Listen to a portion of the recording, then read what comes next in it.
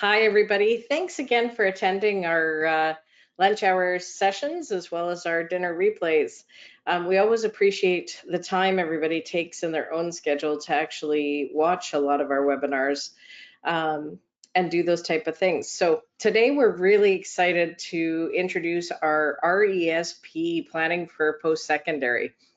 We know many of our clients are kind of hitting that point or have already hit that point and are going through this great scenario right now. So we thought we'd bring this topic to you guys to kind of introduce what's kind of happening with it, and we'll go through all those things. Please, please, please, we don't often get lots of questions, but this is usually something that we will get a lot of questions on. So please put it in the questions in chat because this session is for you. It's for you to answer your questions, answer your queries about your kids going through school. Maybe some of your kids are actually on the screen today. And if so, welcome. We're glad you were able to attend it as well. So well, with no further ado, we'll do that. Please put your questions in and we'll answer them at the end of the present. So they often say an investment in knowledge pays the best interest, and we certainly are in agreement with this, is your best investment is in yourself. And if you can actually get ahead, get great careers set aside, but I think most I tell people is university gives you life skills. It gives you a way to critically think over someone who hasn't gone to school. So that's kind of our summary of that. Do you have anything else you'd add to that statement, Kel? Well, and just the connection to people, right? And those skills, which are hugely impactful, right? And a lot of those connections you might keep for our lifetime. Absolutely. I know the biggest concern for many people is the cost of education. The cost of education just keeps rising and rising. It rose with inflation. It rose just because it rose. You're finding that this cost just keeps getting higher and higher. The cost of most universities in Canada basically are $12,000 per year.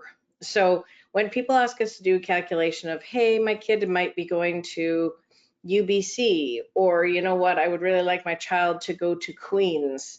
You always have to think, especially like when you think of housing in the greater Ontario places and of course the greater BC places like Victoria and Vancouver, costs of living are very high. So 20,000 in Alberta tends to be if a student lives out of your home, which we usually say $5,000 a semester is what most Alberta universities calculate in. So it's about $20,000 a year if you live outside your home.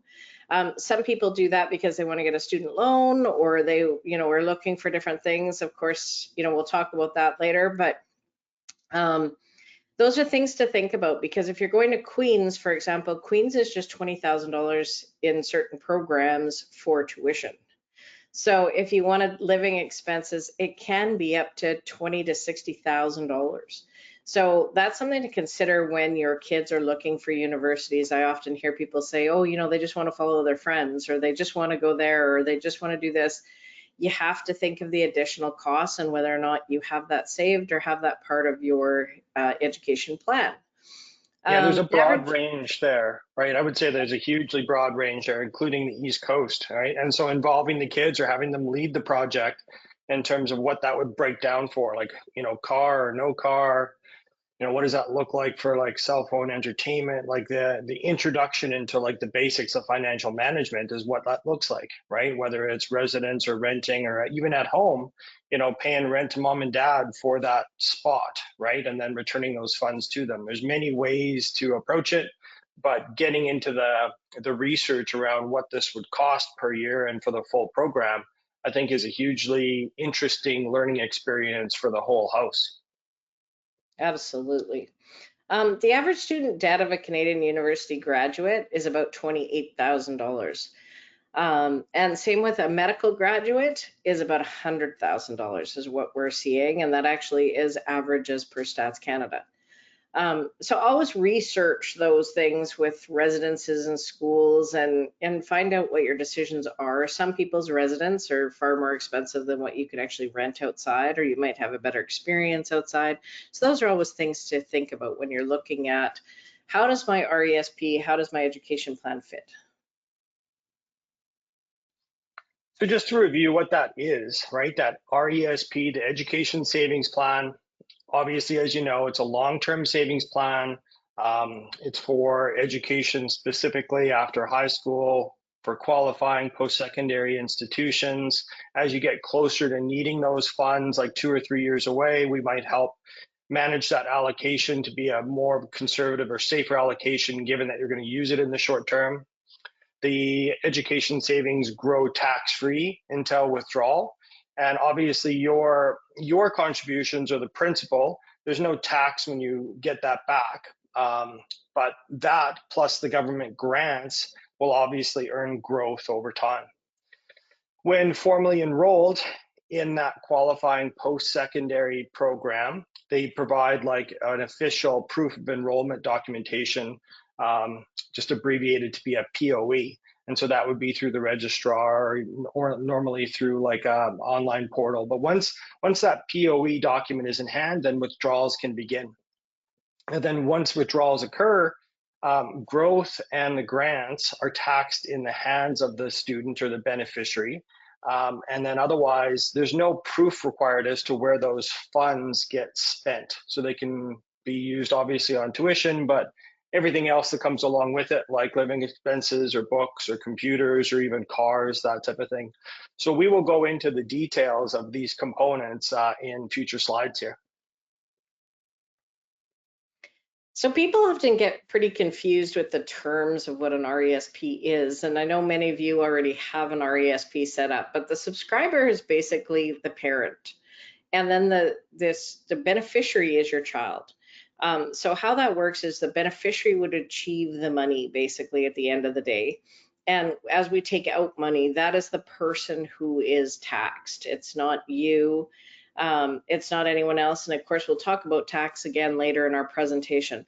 But as you withdraw money, you have three ways to withdraw the money. And as you can kind of see here is you can take out the money to your student, so your child, and say, you know what, I want you to adult.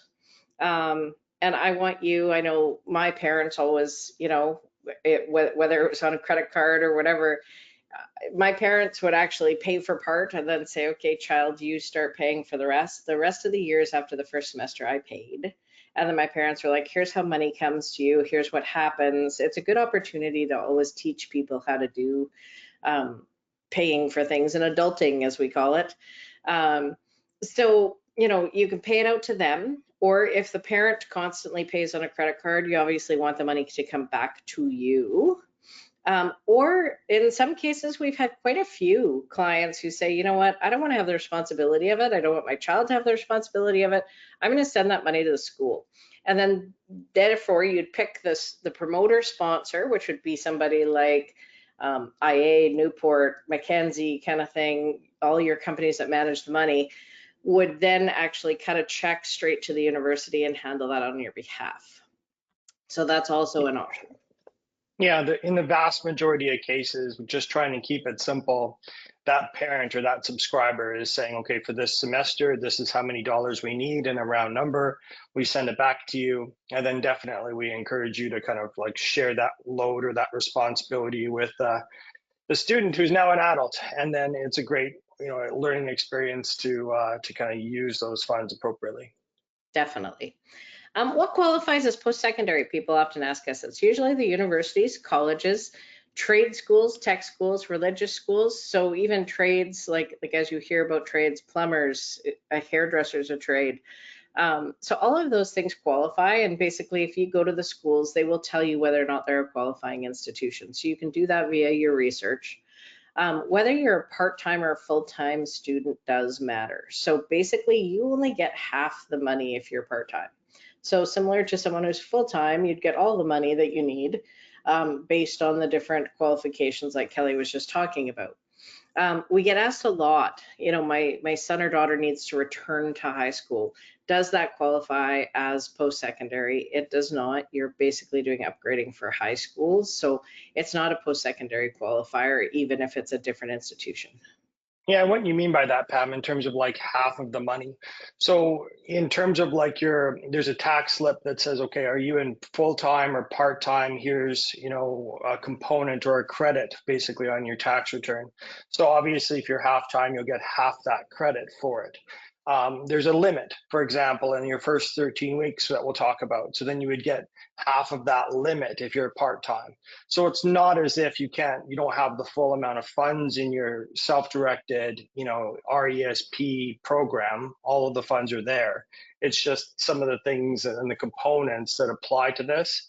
Obviously, if you're part-time, you get half of those components. So the RESP contributions and how this all works, maybe as revisiting information that most of you would know. So typically there is a $2,500 annual max, which starts in the year that the child is born. So that if you start that like in that first year, the government is supplying 20% grant to that. So that'll be a $500 grant. If you miss or delay that start for a year or two or three or four, you can absolutely catch up that past room, but you can only catch up one prior year at a time. So then in that maximum $5,000 a year, you'd be doing that year's contributions and then catching up one other year. So obviously the grant in that year would be $1,000. We really like the monthly approach, pre-authorization, so that the savings just continue. You get the advantages, the markets have their ebbs and flows and go from that angle. But overall, the target contribution amount is $36,000 if you want to attain the maximum free money that the government will give you, which is $7,200. So if you did it when they were year one, by year 14 or 15, you've attained that 36K, you've got the 7,200, you go from there. If you've delayed it until they're like 8 or 9, then you can basically still attain that 36 grand, but you'd be doing $5,000 a year every year until they're 17. And the year they turn 17 is the last year you can contribute.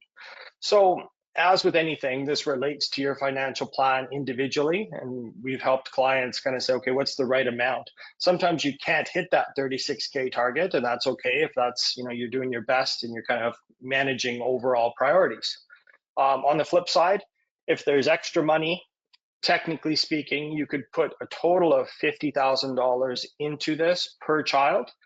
So it's just called an unassisted contribution. So that $14,000 beyond your 36 would just be not assisted by a grant, and the benefit would be it's being sent to their name and it's growing tax-free. So in this example, the parents started when the child was 4. So they had missed a few years of deferred room, which you can see on the far right is accumulating. And then they started putting in $5,000 a year for a few years until they kind of caught up their room, and then they could just do the $2,500. So, there's lots of examples. You don't have to do the 2,500 every year. You can skip a year here or there, or like we're talking about, you can dump in that 5K. But a lot of times we have this as part of our normal meetings and our progress update connections. But by the time they're, 13 or 14 or 15 or 16, getting closer to 17, we're helping you say like, okay, well, are you on track? What should, any action that's possible? And is there an option that you want to do more or less, as they approach that age? Absolutely. And we always keep track of all of that information for you. So, oftentimes, sometimes grandparents set up when that's something that we're not tracking unless we're aware of it. So just make sure that you let us know on that type of stuff. Proof of enrollment. So this tends to confuse people because parents, and I always kind of have a laughing conversation with people is this is your chance to allow your son or daughter to basically adult. You can find this proof of enrollment form on the computer. A lot of people have been really disheartened when they go to the tuition office on behalf of their child and say, I need a proof of enrollment form. And I know UC and U of L does it pretty consistently where they send the parents away and say, you need to ask your child, who's not a child anymore, they're an adult. And that tends to be their response. And we get so many mad clients who come back and they're like, oh, they wouldn't give it to me. And I'm like, well, then get the student to sign up to their own school website because everybody gets their own portal as a student. And this is their first opportunity to basically go and say, you know what, I can print this form that's called a verification of employment, as you can see on the right lower part. Basically, the kids should be doing this. And when I say kids, they're really young adults. So they really should be getting this form for you. If they really can't work their website, they can go into the tuition office or student aid and have them show them how to work the website is basically what will end up happening. And they print out this form. The form kind of looks like that. It usually has a stamp or a signature, which we didn't include on the bottom, but just because every university doesn't want that to be out there, but they do give you a stamp of verification or a signature on the bottom that basically goes to CRA. These are CRA's rules. We often get asked, you know, is this your rule? Is this someone else's rule? CRA actually sets the rules for what comes out of these accounts. So your proof of enrollment always verifies who you are, what your name is, what your education institution you're attending, what your student number is, what program you're in, your program length, and then in like years and in weeks. It looks like a formal official letter. Yes. Because what we can't do is open and unlock and start sending money from this program with, you know, verbal confirmation or an email saying, hey, my kid got in, or even like an email from the university saying you're accepted. You know, those are all exciting things and cause for celebration, but the paperwork process needs this. And absolutely that, you know, that adult child and accessing that portal and getting the information. It's not just this POE, it's also going to be like tax slips and other key information and keeping the address current, usually the home, so then the tax slips can come back to home, that type of thing. So, yeah. So withdrawals. So then now with this POE that's unlocked access to the program, you can take $8,000 in the first 13 weeks. Otherwise, there's some limits, you know, but not really relevant limits because it gives you enough room to access all the funds. But an EAP, so an educational assistant payments, those are the grants and then the growth. So we'll start and we'll just, it's kind of backstage. You just say, okay, well, I need $8,000 in the first 13 weeks and then $8,000 after that in week 14. And then the backstage, you know, we will tell the company or ask the company, maximize the grants that you return to us, and then growth, and then principal. So in that way, it keeps it smoothest in terms of like the free money or the grant money, just in case they decide after 1 year that they're not going to go back or they're going to get a job, etc. You want to use that grant money first and then the growth. So fine, it's a taxable thing. It is taxed in the hands of that student or that beneficiary, but typically it's tax-free because every Canadian has that personal exemption amount. That right now it's about $15,000. So unless they have like a job that they're making, you know, and another 15 or 20K at, you might get into that first tax bracket, which is still nominal. But effectively, there's nominal or no tax on that, but there's definitely a tax slip, and there's definitely cause to say, okay, now if that person's 18, they've got, you know, that you should have access to my CRA portal. You should, you know, be involving them in terms of saying, okay, well, here's a tax return that's filed. That's a great learning opportunity, and probably a pay stub if there's a part-time job in the summer or elsewhere. All of that is great learning, but yes, a small portion of this, the growth and the grants, are taxable in their hands and effectively no tax. So the remainder, so beyond that, when grants and growth are done for that person, it's just called a PSE or a post-secondary education withdrawal, basically your capital or your principal. So that you've put your after-tax money into this program as a contribution, you're expecting it to come out tax-free, and that's what happens. So this is an example of withdrawal tracking. So in this example, we've got, you know, this family has 4 children. It's a family pooled RESP. Obviously, the grants and the contributions are tied to each SIN number in the backstage. And then the growth is, you know, a family pool, basically. So this gives you the flexibility to, move funds from each person if one person does a 2-year program or 4-year program. It's really up to the parents. But most often what we hear is, I want to try to give them an equal amount, even if they don't use the full amount for their school. We can withdraw it before they're done, and then they can take it to a TFSA or a car, or future down payment, etc. But what we're going to ask is that parents assist in the tracking of the withdrawals, because it can get complicated if we're trying to answer that question every meeting for years for every household. So we enlist your help, and in this example, this is a point in time saying, okay, well, here's their current share. If we take a look at their proportion of contribution, and you can see Susan and Mark have, the parents were able to max out the 36 grand to get the max grants. John and Sally are a little younger, so there's a few more years of contributions that are optional, technically, but typically that's what parents are trying to do, is trying to put the same amount in and then get approximately the same amount back to each. And so then we've got their current share, and then we track it until, okay, Susan's done her portion, and then Mark, and then what we've got remaining for John and Sally. So we'll guide you through it in a personalized meeting, and we'll walk you towards that. But in this case, they also did an unassisted contribution of $5 grand each in 1 year. The grandparent had provided a bit of a windfall, and was just, applied to those accounts. So the key is to make it as simple as possible. And the financial planning recommendation we would have for the parents is, now that they're past 18 in post-secondary world, is don't continue to use your funds for helping support them. The education savings plan is there for that purpose. Let's start using that in round lump sums and tracking where it goes, in the sense of like having a budget for the program. And then we go from there. So other resources. This is not just applying to scholarships and bursaries and things like that.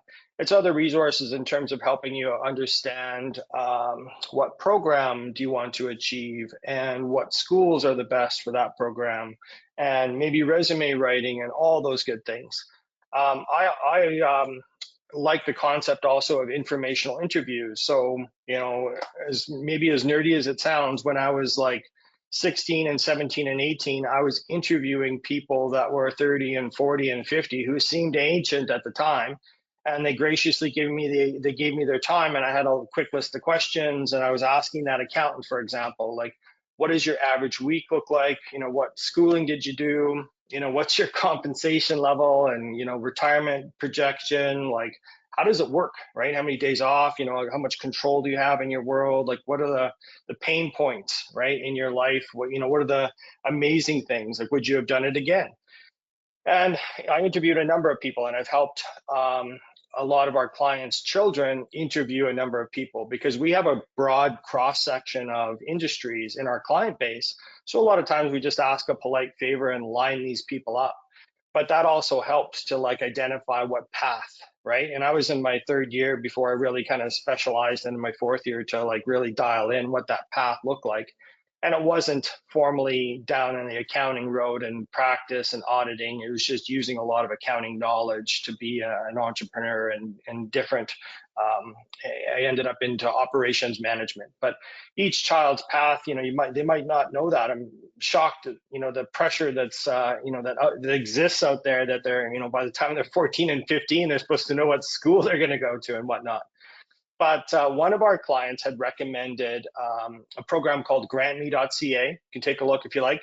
And that helps with a myriad of options that I just identified. We can't attest to it or not. They seem really happy with it to this point. Madison Guy, she was recognized in 2021 as a top 30 under 30 in Canada. And she created that program to help solve some of the issues that she was facing through that post-secondary path. So I think it helps with choosing a program and resumes and all that good stuff. And then scholarships and bursaries for a one-time fee. Most often what we find is the student themselves or the parents are engaging that research, and maybe the guidance counselor, et cetera, or even their top 3 schools might have a bunch of resources as to help with understanding what programs and what kind of funding there are.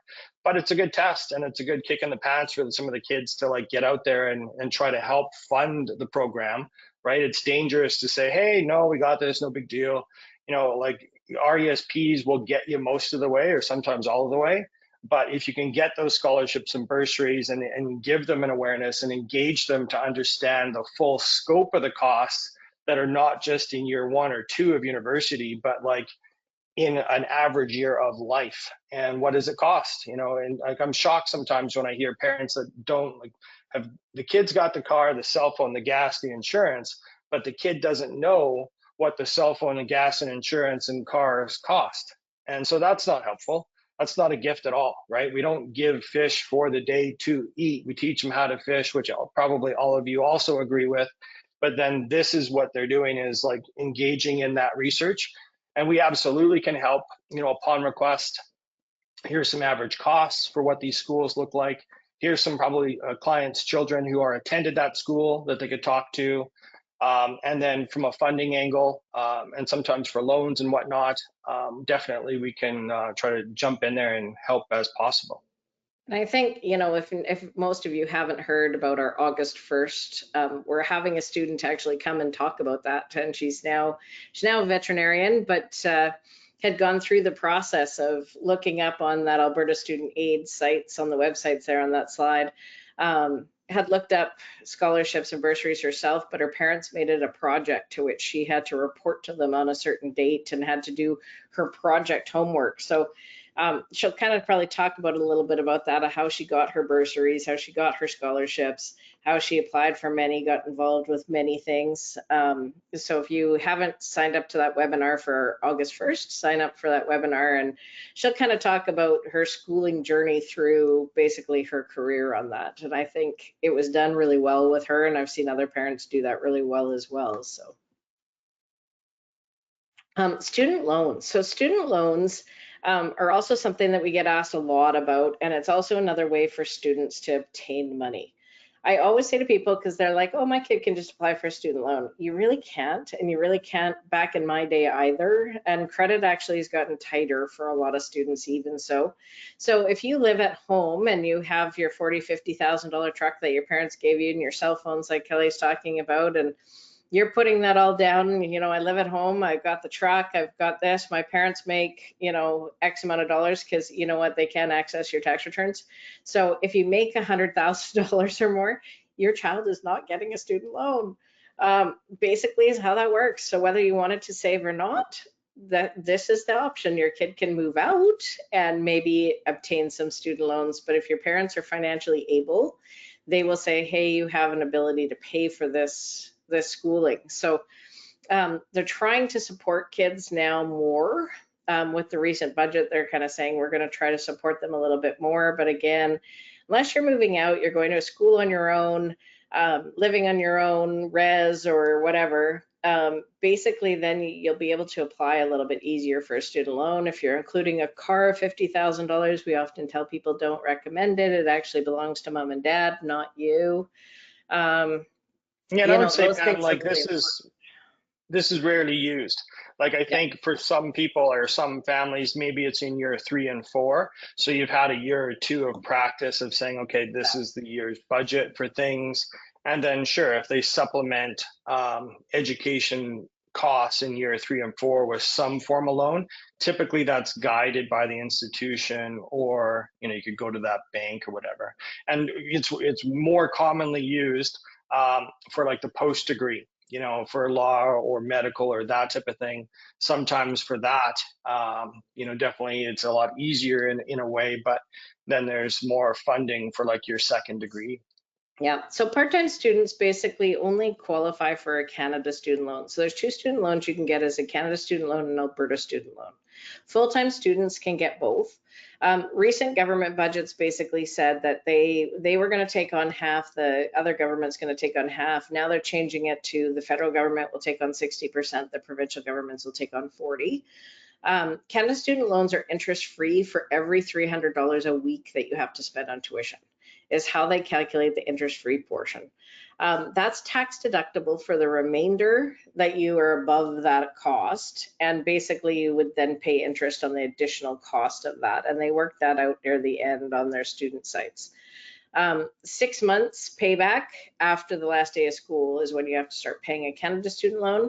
An Alberta student loan basically are interest free while you're in school. Then you start paying 12 months after you're out of school. That also is tax deductible. The only exceptions actually in the recent budget, which I think is great, they're going to include medical residents as fully tax free. Apprentices as well are going to be fully interest free. Sorry, not tax free, interest free. And then reservists will also be interest free. So that's great and provides people a lot of opportunity.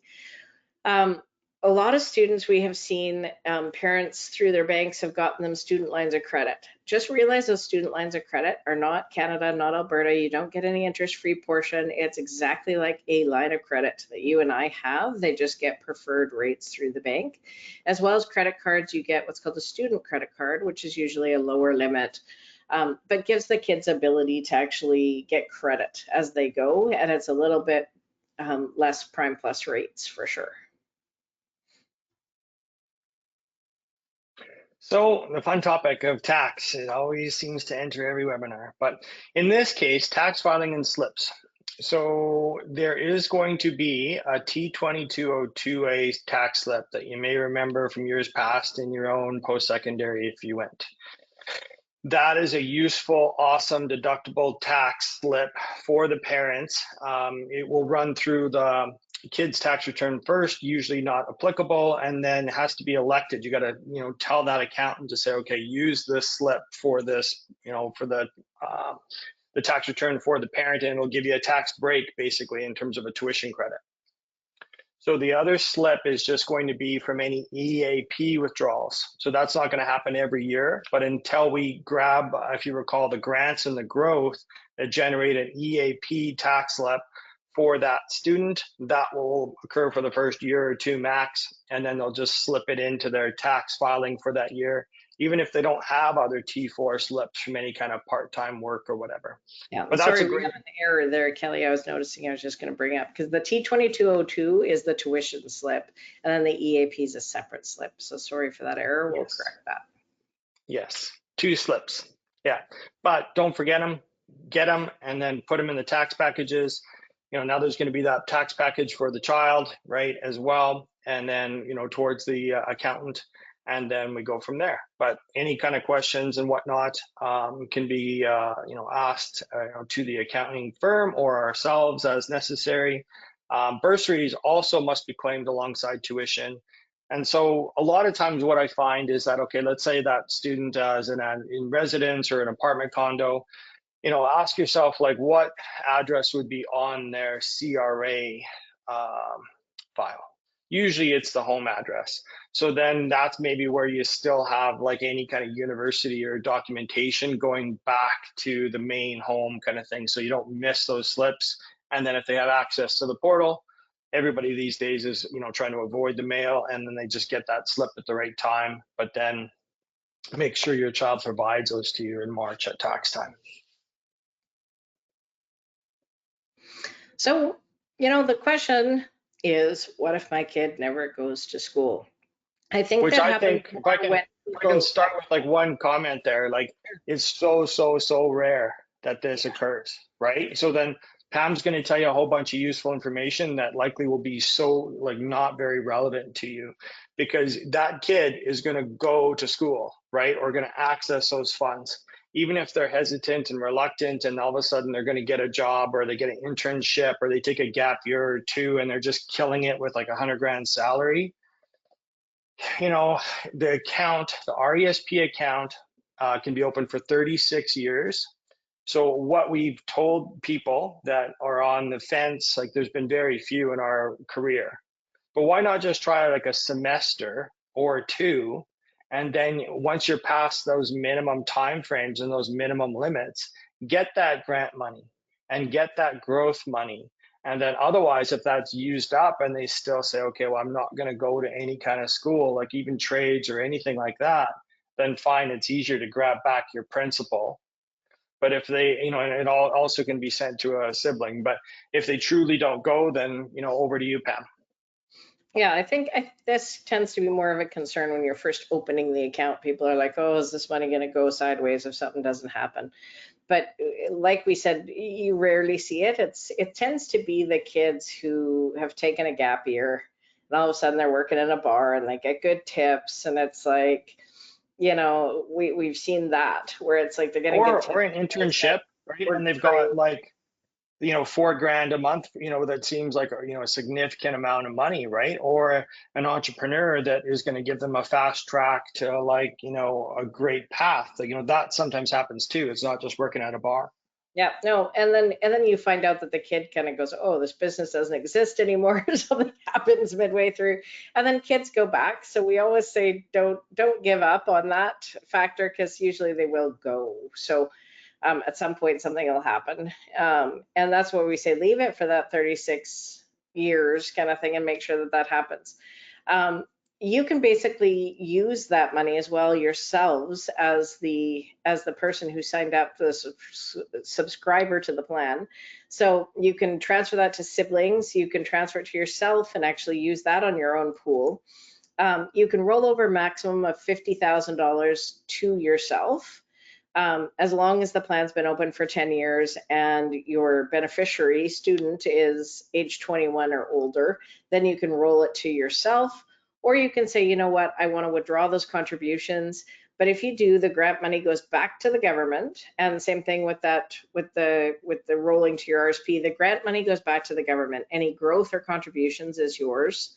And of course, the contributions can automatically be withdrawn, but there's a 20% penalty on the earnings and growth. And then you can also, if you have a disabled child, you can actually roll over the RESP to the RDSP if they can't go. So back to getting them to do at least a year of school, or Yeah. some people like don't have the 50K room, or maybe they do. So personalized help if that situation actually occurs, and then we can walk you through it and go from there. So beyond that, often we get asked about future investment accounts, or what else do we do here now that my child's entered post-secondary. So they're 18 or they're 19. I appreciate like the initiative and the momentum and the eager people that are saying, okay, well, let's set up all these other accounts for them. So technically we can, right? We absolutely love like investing early and that type of thing. But I think, the bottom four questions are very valid here, right? So that adult child is looking and setting up their MyCRA portal, and they can look at room like TFSA room and RSP room, that type of thing. And so RSP room is created by when they're earning an income. And so it's 18% of your earned income generates that RSP room. So really, some of these investment accounts, like typically the top three to start with is your tax-free savings account, or your TFSA, your RSP, your retirement savings plan, right? Or the first-time home savers account. So if, there's two of those, the first-time home savers account and the RSP, give you deduction on your tax return if you have significant income. So, I would say that's like 50 or 60 or $70,000 of income. It's like, absolutely, let's talk about what goes to savings. So if a parent or grandparent or just the child has extra funds, long-term savings funds that are not going to be used for education, and then they're being provided RESP withdrawals to flow into that. I've seen some of this, look at that. Like the first thing we can do is set up a tax-free savings account based on room that they might have. So it depends on their age. Obviously, we could set up a non-registered or general savings account alongside that if we need to, but there isn't like a huge panic or rush for all of these. So typically, like we'll absolutely, upon request, like spend an hour with them. We've got our kids programs all the way from like 7 to like 25, and materials and that type of thing, and we can spend an hour with them individually or sometimes with the parent, talking about like financial basics and get that knowledge rolling and that relationship and that open communication rolling. But really it's, when they're close to being done their program, or sometimes there's like work experience or summer jobs that gets them 15 or 20 or 30 grand. When they start their career, that's maybe more relevant when they've got long-term savings, a bunch of income that they have to manage based on like contributions to investment accounts, or if they're looking at buying a home in the first 5 years. So I would say like it's a pretty small percentage of people, of clients that have like an extra 50 or 100 grand per child, and they're wanting to tuck away and start these programs. And then maybe we're having like the child kind of contribute as well, and we're matching those contributions to these, and they're thinking that their kid's going to buy a condo by the time they're 24, which would be pretty young. So then fine, you could set up that first time home savers account, which is $8,000 per year, and you make that contribution to get the next year's 8 grand. So that's 40 grand in total. And the RSP, you can use 60,000 from that as a home buyer's plan for your first time. So my question to them sometimes comes back to, it's like, how much extra cash do we have, also per month? Is it long term? Do they need tax deductibility, tax returns? Are you buying a home in the next 5 years? If the answer is yes to all of those, let's go and set up some accounts and help you with that, right? Otherwise, absolutely, there's a self-directed online for like $50 or 5 grand or things like that also make sense. But just don't rush and think it's a panic that these accounts must be set up. It comes down to a factor of these other considerations. And then we just have an individual consult, which goes back to the benefit of our planning process and all the meetings that we have through the year. Absolutely. And I Yeah. think the important part to think about too is, we've seen parents who the child has $8,000 a room. They said, you know what, we're going to put the 8,000 into the FHSA.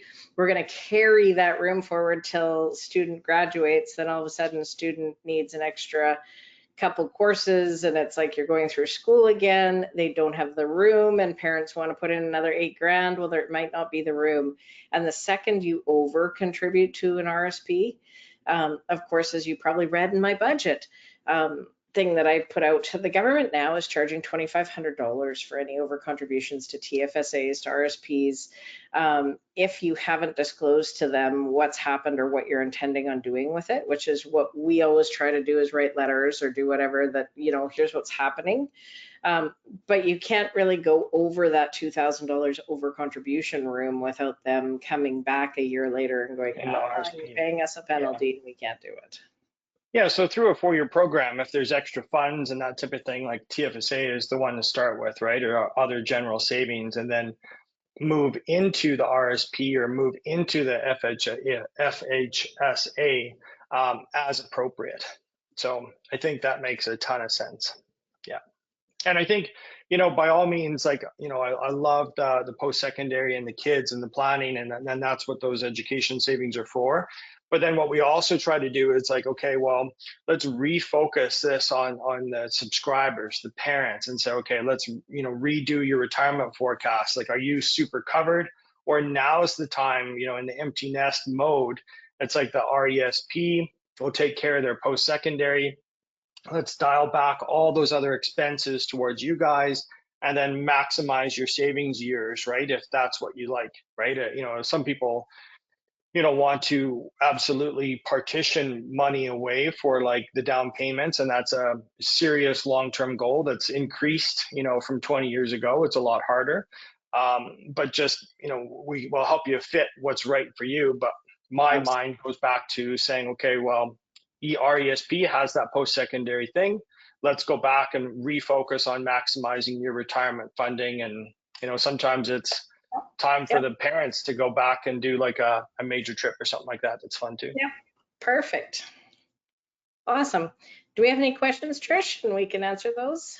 We do. We have one that says, do you need the verification of enrollment form every year? So the proof of enrollment. Yes, you absolutely do. So the basic promoter will basically come back and ask, and then that of course gets sent off to the government.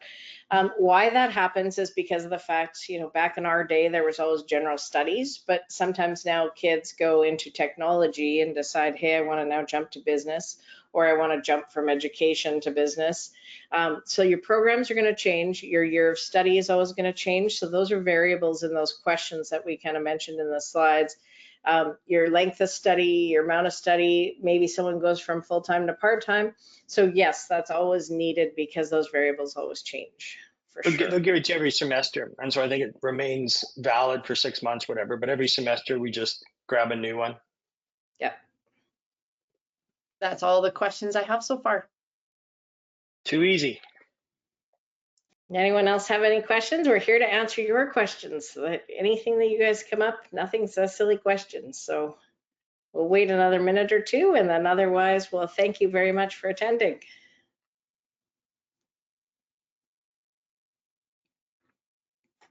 Nothing's come in, Pam. Okay, great. Well, thanks everybody again for attending, and we'll talk to you again soon and hope to see you on the August 1st webinar with Emma Jerome Smith. Thanks again for coming. Bye-bye. Have a great day.